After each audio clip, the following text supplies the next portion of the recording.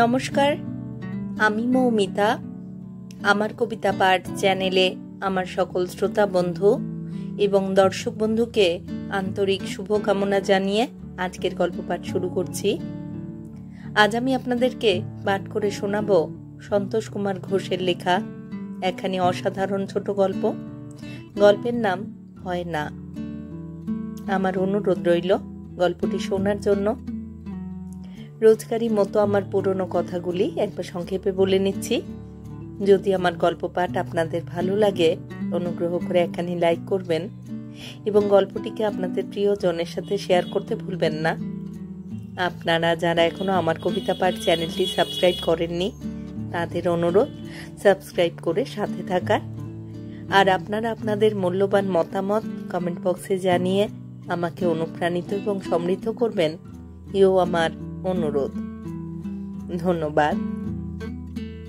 শুরু করছি আজকের গল্প হয় না। না, সোজা হয়ে দাঁড়িও না, ফুলটা তবে পড়ে যাবে। ঘাটটা একটু এলিয়ে দাও, বেশি না, একটুই। এইবার দেখা যাচ্ছে। সবটা না, সবটা দেখা গেলে ভালো দেখাতো না, কয়েকটি পাপড়ি যথেষ্ট। গোটা ফুল নয়, ফুলের আভাস। কিন্তু এইভাবেই বা কতক্ষণ থাকা যাবে? খানিকটা পরে ঘাড়ের গোড়া টনটন করবে।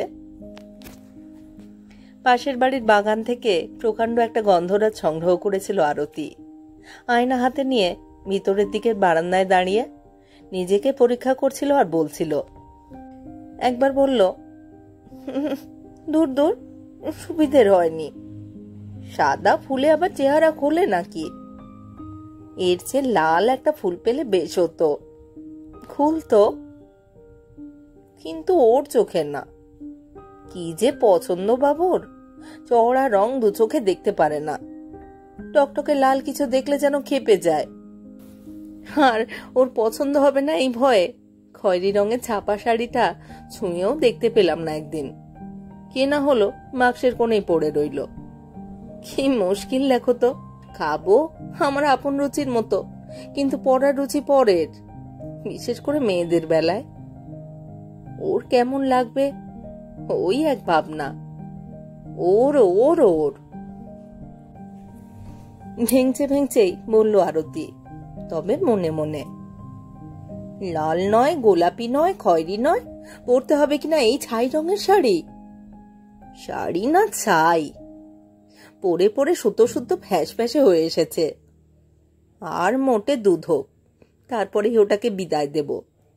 কিনবো বাসন কোসন, কিনবো কাপ ডিশ। সেই কাপেই সরোজকে চা খাওয়াবো। ছোট্ট করে একটা টিপ পড়লো আরতি। কপালে ঠিক মাঝখানেই হলো তো, কে জানে। এক হাতে আয়না, তাও আবার ঝাপসা। উঁচু করে ধরে আর কত সাজগোজ করি, কনুইয়ের কাজটা টন টন করে। ইস, একটা বড় আয়না যদি থাকতো বেশ হতো।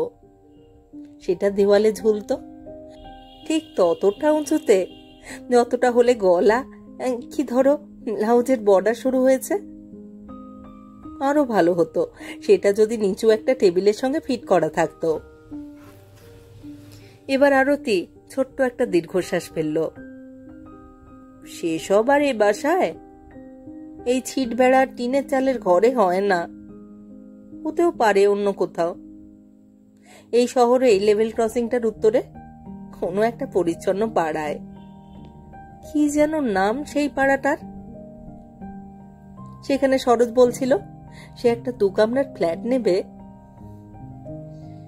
সুরমাদানটা হাতে নিয়ে আরতি জিভ দিয়ে ঠোঁট ভিজিয়ে লোকটাকে মুছল। ততদিন আর কি, ততদিন হাত টনটন করে করুক। আয়নাটা তুলে ধরে টিপ পরিয়া সুরমা আঁকি আর চুল বাঁধি। যাবে কোনোদিন চোখে কাঠিটা বিঁধে, তখন চোখ গেল পাখির মতন কাতরাতে হবে। সরোজ ফিরেও চাইবে না। আর চোখ গেলে সে চাইলো কিনা তাও বা জানবো কি করে? ভাবনারও যদি কিছু মাথা মুন্ডু থাকে। বরং ছাই রঙের শাড়িটাকেই ঘুরিয়ে ফিরিয়ে পরে দেখি। উপায় তো নেই, এইটাকেই পরতে হবে। আমার ভালো না লাগুক, আর কারোর চোখে না ধরুক, ওর তো ধরবে। অল্প অল্প হেসে বলবে, ছাই চাপা আগুন। কে জানে মনের কথা বলে না ঠাট্টা করে। দুষ্টুর মতো সর্বদাই ওর চোখ মিটমিট করে, ওকে বিশ্বাস নেই। চোখ ঘুরিয়ে আয়নার ভিতরকার সখীকে আরতি বলে, অত পাউডার মেখো না, ওর চোখে ধরা পড়ে যাবে। আর গরমে যদি ঘেমেও যাও তবে তো কেলেঙ্কারি। সাজগোজে অবশ্য ওর আপত্তি নেই, ওটা তো মেয়েদের ধর্ম, কিন্তু বাড়াবাড়িটা বরদাস্ত করতে পারে না। প্রসাধন, ও বলে রূপকে বাড়িয়ে তোলবার জন্যে, রূপটাকে দেখিয়ে দেবার জন্যে। পড়ার বইয়ের দরকারি লাইনের নিচে আমরা যেমন দাগ দিই, প্রসাধন আসলে সেই দাগ দেওয়ার কাজ।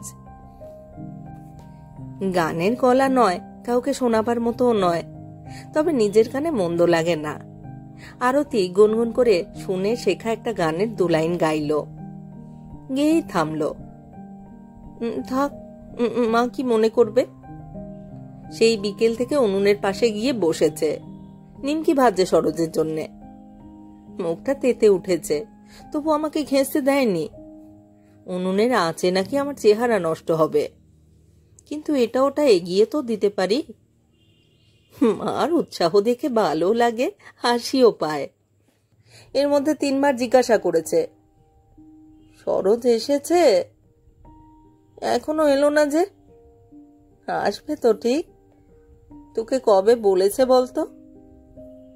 আরে আসবে আসবে আসবে, মাথা ব্যথা কি মা? নাই যদি আসবে, তবে আজ বিকেলে আকাশটা হালকা মেঘে মেঘে এমন সুন্দর হলো কেন? ফুরফুরে হাওয়ায় পুকুরের জলটা কাঁপছে কেন? আসবেই। 3-4টে বাস ছেড়ে তবে একটা পাদানিতে দাঁড়াতে হয়। অফিস টাইমে যা ভিড়। এখন তো সবে 5:30 কি 6টা। 6:30টার মধ্যে নিশ্চয় আসবে। এই পাড়া থেকে যারা ওদিকে গিয়েছে তারাও তো কেউ এখনো ফেরেনি। ফুল তোলে একটা ঢাকনি এনে আরতি নিচু টুলটার উপরে বিছিয়ে দিল। মা, এইবার বেশ হয়েছে। চোখের যন্ত্রণা নিয়ে আঙুলে ছোঁচ ফুটিয়েও যত্ন করে ফুলগুলো তুলেছিলাম, সেই যন্ত্রণা এবার সার্থক হয়েছে। আরো অনেক ঢাকনি আর পর্দা থাকতো যদি আমাদের, তবে ঘরের যেখানে যেখানে এখন অভাব খোঁচা খোঁচা চোখা চোখা হয়ে আছে, চোখে মিলছে, সব ঢেকে ঢুকে ঢাকতাম ওই রং ওঠা তোরঙ্গটা আর কাঁঠাল কাঠের তক্তপোষে পাতা ময়লা বিছানা। অত ঢাকাঢাকির দরকারই বাকি। সরোজের কাছে লুকোনো তো কিচ্ছু নেই, ও তো নারী নক্ষত্র সব জানে। সেই শিয়ালদা স্টেশনে যখন পড়েছিলাম তখন থেকে জানে। আমাদের ক্যাম্পে নিয়ে গেল, খুঁজে খুঁজে গেল সেইখানে। কে আমার ভাইকে বই বাঁধাইয়ের কাজে ঢুকিয়ে দিল? লোকের জন্য হাঁটাহাঁটি করে এই কলোনিতে চালা ঘরটা তুলে দিল কে? আমি যে প্রাইমারি স্কুলটায় চাকরি পেয়েছি কার চেষ্টায়? সরোজের। মা বলেন অমন ছেলে হয় না। আরতি আপন মনেই একটু হাসল। কেমন ছেলে আমি তো জানি, বড় মন, চওড়া বুক, সব ঠিক। লোকের ভালো করবে বলে ঝাঁপিয়েও পড়ে।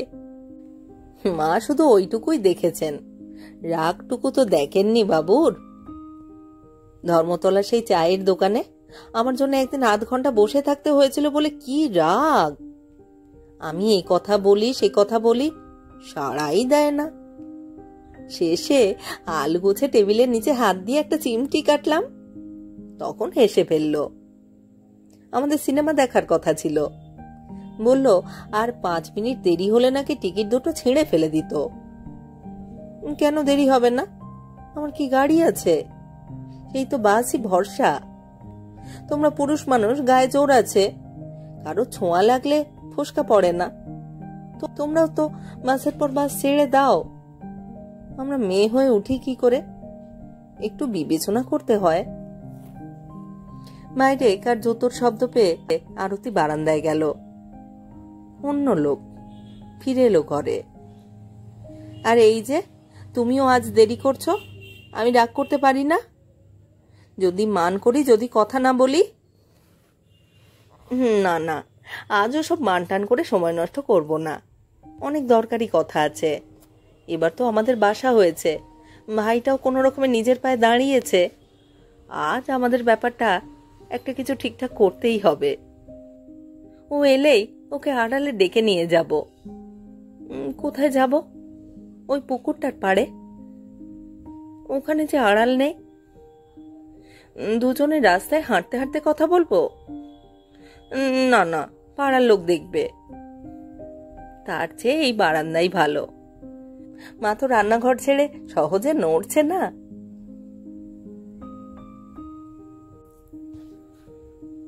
মা ঘুমোয়নি, ঘুমের ভান করে পড়ে আছে। চৌকাঠে দাঁড়িয়েই আরতি বুঝতে পারল,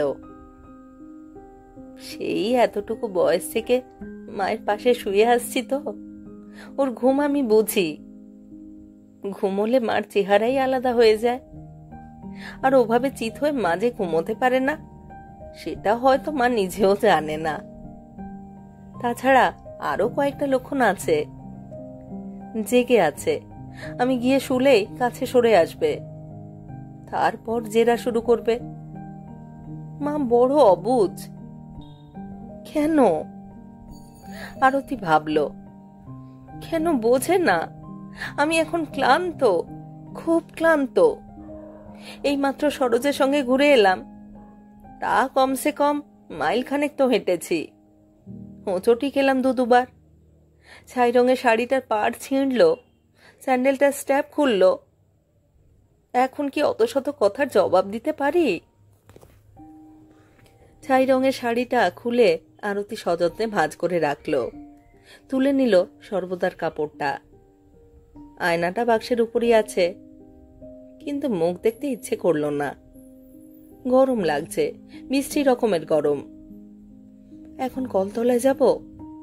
গায়ে না ঢালি, মাথায় জল ঢালবো, ঠান্ডা হব। রান্নাঘরে গিয়ে দেখব খাবার কিছু ঢাকা দেওয়া আছে কিনা। তখনও কি মা ঘুমবে না? চোখে মুখে জলের ঝাপটা দিতে দিতে আরতি ভাবল, তুমি ঘুমোলে কি না ঘুমোলে তাতে আমার বই গেল। ঘুমো বা না ঘুমো, আমার মুখ থেকে একটি কথাও বার করতে পারছো না মা। বলবো না। তার দুটি কারণ। এক, আমি ক্লান্ত। দুই, তোমাকে আমি হতাশ করতে চাই না মা। সারা বিকেল আজ তুমি উনুনের তাতে বসে চা জল খাবার করেছ। সরোজ যখন আমাকে নিয়ে বেড়াতে গেল, তখন হয়তো আহ্লাদে আটখানা হয়ে পাঁজি খুলে লগ্ন দেখেছ। মা, তোমার বয়সই শুধু আমার চেয়ে বেশি। মানুষের মুখ দেখে কিছু টের পাও না? সংসারের রীতিনীতি বোঝো না? কলতলা থেকে ফিরে বারান্দায় একটা টুল পেতে বসলো আরতি। তবু ঘরে ঢুকলো না। ওখানে ঢুকবো কি? ওখানে হাজারো জেরা। মা তো আমার মুখ দেখে টেরই পায়নি যে আজ সব শেষ করে দিয়ে এলাম। আমি যে ভীষণ ক্লান্ত। আমার যে কান্না পাচ্ছে, ঘুম পাচ্ছে। মা কি তার সামান্য আভাসও পেয়েছে? পায়নি, পাবে না। আমি কিছু বলবো না, অন্তত আজ তো না। আরতি বলে গেল মনে মনে। দক্ষিণ আকাশের হলদে রঙের একটা তারাকে সাক্ষী রেখে যেন প্রতিজ্ঞা করল। টুলেও বেশিক্ষণ বসা গেল না, মশা ভারী বিরক্ত করছে। তার চেয়ে বরং দাওয়ায় বসা যাক পা মুড়ে। মা ওর মুখ দেখেও কিছু টের পায়নি, কিন্তু আমি টের পেয়েছিলাম, বুঝতে পেরেছিলাম কিছু একটা হয়েছে।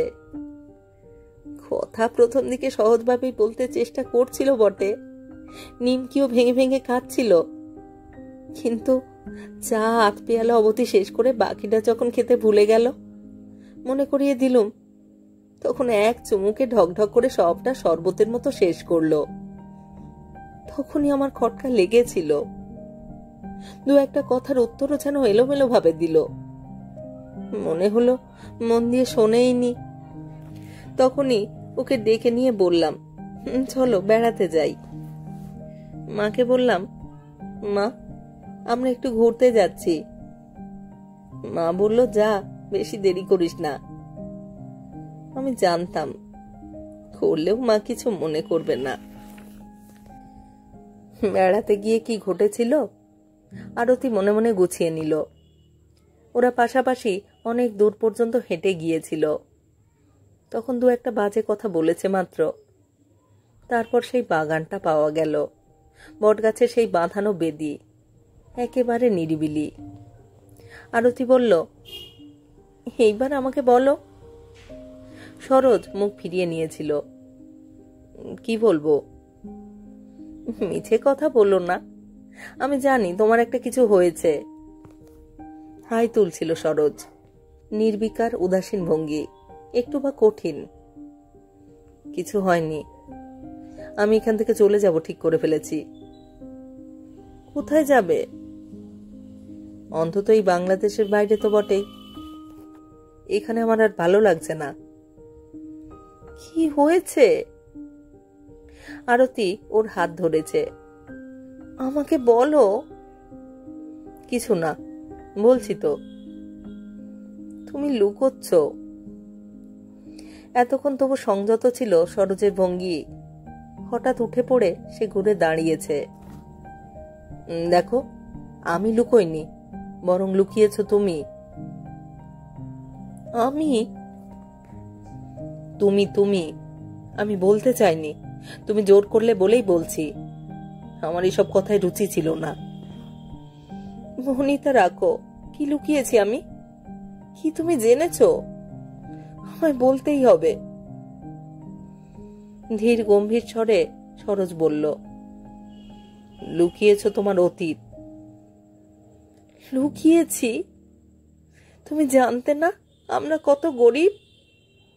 জানতে না গ্রাম থেকে এসে স্টেশনেই 3 মাস ছিলাম? সরোজ বলেছে, জানতাম, শুধু জানতাম না তুমি তুমি আমি যা ভেবেছিলাম তা নও। নই? না, দেশ ছেড়ে আসবার আগে তোমাকে ওরা ধরে নিয়ে গিয়েছিল।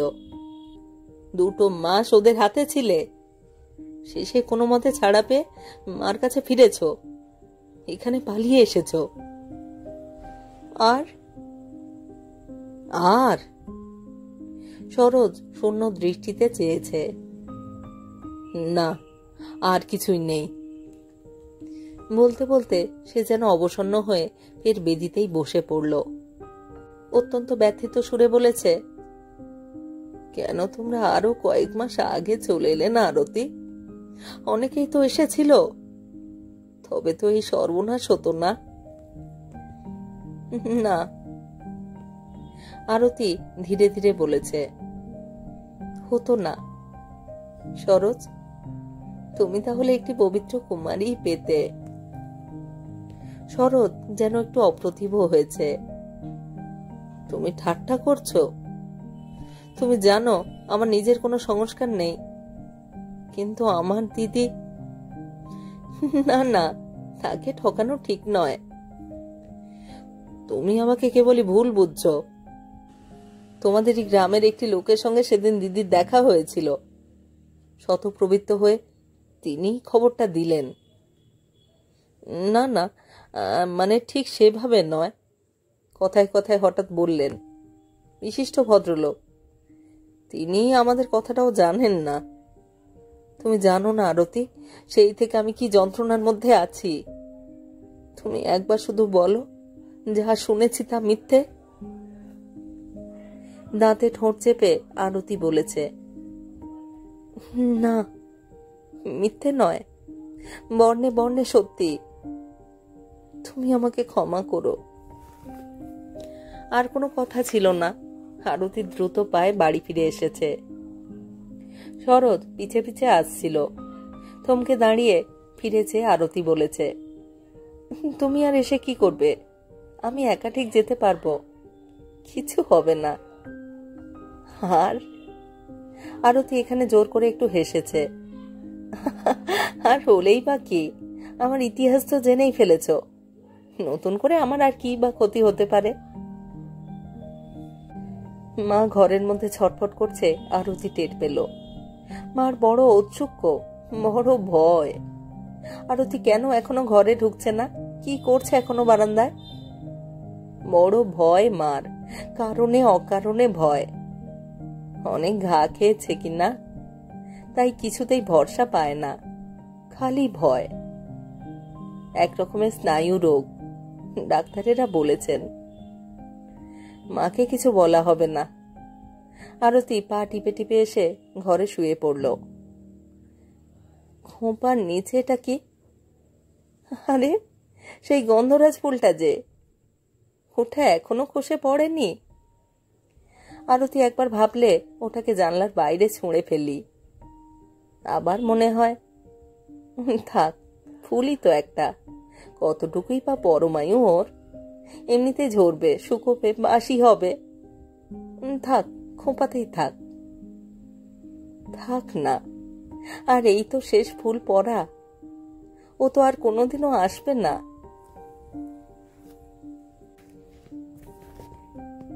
অথচ সরোজ এলো ঠিক 2 দিন পরেই। আর দুর্যোগ মাথায় করে সেদিনই যে এত সকালেই সে আসবে, কে জানতো? শেষ রাত থেকে বৃষ্টি হয়েছে, সকালেও খোলা নালিতে অবিরাম জলস্রোত, মেঘ কাটেনি, ঝাঁকে ঝাঁকে বৃষ্টি আসছে।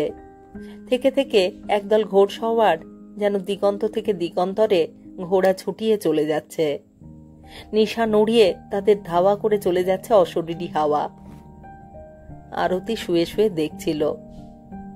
এ হলো এমন দিন যেদিন পাখিরাও আকাশকে ভয় পায়, ওড়ে না, আজও ওড়েনি। দেখছিল রাস্তার ধারের রোগা করবি গাছটা নুয়ে পড়ে যেন বুক দিয়ে আগলে ওর বাচ্চা ফুলগুলোকে ধরে রাখছে। ঠিক তখনই সরোজ এলো। আবার কেন এলো? আজ কেন? কেন আমার সকালের আলস্যটুকু ভাঙলো? এখনই উঠতে হবে, আঁচলটা ঠিক করতে হবে, শাড়িটাও বদলে। দূর দূর, অত কেন, সব তো শেষ হয়েই গিয়েছে। যেভাবে আছি এইভাবেই যাই। দরজা খুলে আরতি বারান্দায় এলো। ইস, একেবারে ভিজে গেছো যে। শুধু ভিজে গিয়েছে বলেই নয়, সরোজকে খুব অগোছালো লাগছিল যে আমার বোতামটাও ঠিকমতো পরায়নি। আরতি বলল, গামছা এনে দি, মাথা মোছো, ঠান্ডা লেগে যাবে যে। চা করব? চা করতে যাবে বলেই বুঝি পিছন ফিরেছিল। সরোজ ওর আঁচল টেনে ধরল, গাঢ় গলায় বলে উঠল, আরতি, আরতি, আমাকে ক্ষমা করো।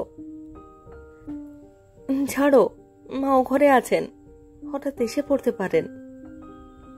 সরোজ কিছু শুনল না, ওর হাত দুটি চেপে ধরে বলল, আমি ইতরের মতো ব্যবহার করেছি, ক্ষমা করো আরতি। আমি দুর্বল হয়ে পড়ছি। আরতি ভাবল, নিজের ভুলটা বুঝেছে ও, এই দুর্যোগ মাথায় নিয়ে এসেছে। আমি কি করি? সবটুকু জোর কুড়িয়ে নিয়ে আরতি বলল, আচ্ছা, স্থির হয়ে বসো তো, এভাবে কথা হয় না। টুলে বসেছে সরোজ, 2 হাতের মধ্যে মাথা রেখেছে, শুকনো ভাঙা ভাঙা গলায় বলেছে, আমি এ 2 দিন ঘুমোতে পারিনি আরতি। সতর্ক দৃষ্টিতে আরতি ভিতরের দিকে চাইল। মা আসছে না তো? এলেই বা কি, মাও তো খুশি হবে। এই 2 রাত্রি মা নিচেও তো ঘুমোয়নি। তবু একবার সন্তর্পণে লজ্জায় ভিতরের দিকে চেয়ে আরতি সরোজের চুলে আঙুল ঢুকিয়ে বলল, ওভাবে বলো না, আমিও তো ঘুমোতে পারিনি। তুমি ফিরে এসেছো, এই তো ঢের। কত ভুলই তো হয় আমাদের। চোখ তুলে সরোজ বলল, কি বিশ্রী ভুল বলো তো। তুমি সেদিন বোধহয় খুব অভিমান করেছিলে, তাই না? তাই ইচ্ছে করে আমার ভুলটা ভেঙে দাওনি। আমি কিন্তু জেনেছি। আরতির গলা কেঁপে গেল। কি কি জেনেছ? সেই ভদ্রলোককে দুদিন ঘোরাঘুরি করে কাল সন্ধ্যার পরে ধরেছি। খুঁটিয়ে জিজ্ঞাসা করলাম। বিশিষ্ট ভদ্রলোক, বলেছি তো, মিথ্যে বলবেন না। তিনি কয়েকটা কথার পরেই টের পেলেন মারাত্মক রকমের ভুল করেছেন। যে মেয়েটির কথা তিনি বলেছিলেন তুমি সে নও। অপ্রস্তুত হয়ে বারবার ক্ষমা চাইলেন। আরতি, ক্ষমা চাইতে আজ সকালেই ছুটে এসেছি আমি। বলো, ক্ষমা করেছ? করেছি, আরতি বলল মৃদু স্বরে। কিন্তু কখন একটু একটু করে পিছিয়ে গিয়েছে নিজেও টের পায়নি। মাকে ডাকো, তাকেও বলি, প্রণাম করি। আরতি বলল, আজ থাক।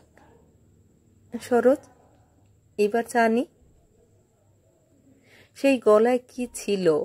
সরোজ চমকে উঠল, চাইল তীক্ষ্ণ দৃষ্টিতে। নিষ্প্রভ মুখ আরতির, একটু যেন কঠিন। আড়ষ্ট স্বরে সরোজ বললে, তোমার কি হলো? তুমি কি সুখী হওনি?